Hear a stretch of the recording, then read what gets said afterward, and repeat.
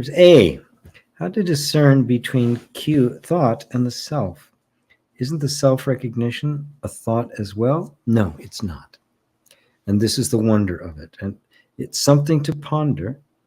Mooji refers to it as a non-phenomenal recognition.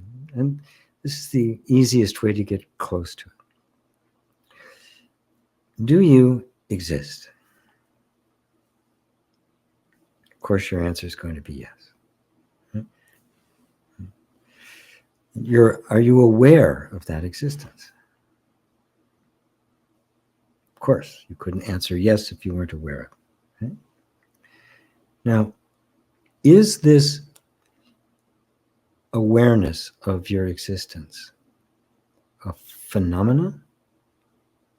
Are you witnessing yourself from another place and saying, I exist? You'd have two.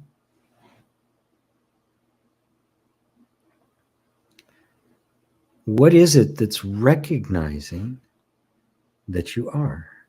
Your simple being, which is you, and therefore cannot be perceived as any object out there. Now, any other object would be a recognition of something. Anything else, a thought, a feeling, anything that is experienced. Okay? But that which is having the experience can't be perceived. Are you not viscerally aware of that? You are directly, because it's what you are. So it is you recognizing you directly, non-phenomenally, non-dually. A direct perception of yourself that is not to. This is the whole meaning of Advaita, not to. So my recognition of myself is myself. They are not two. Being and knowing are one. And notice that simple being and awareness is also infinitely silent. It has almost a feel to it, except it's not a feeling. Everything else is experienced. And at first, the proper way to regard it is not me.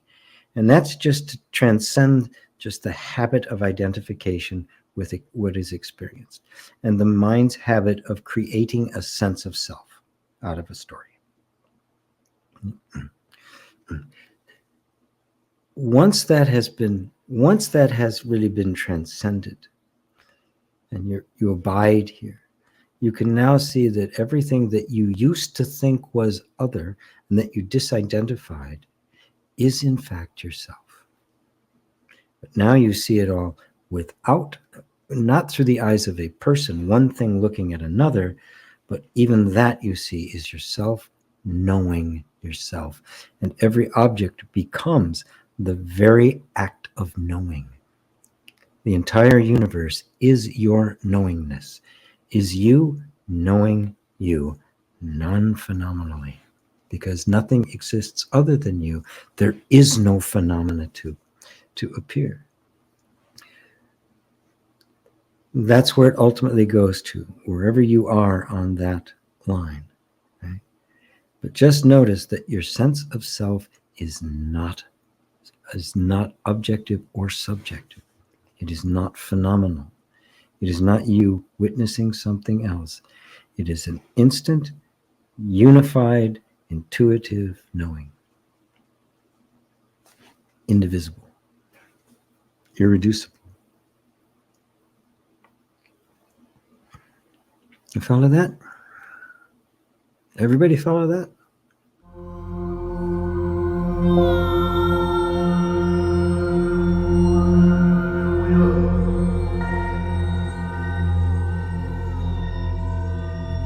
Yeah.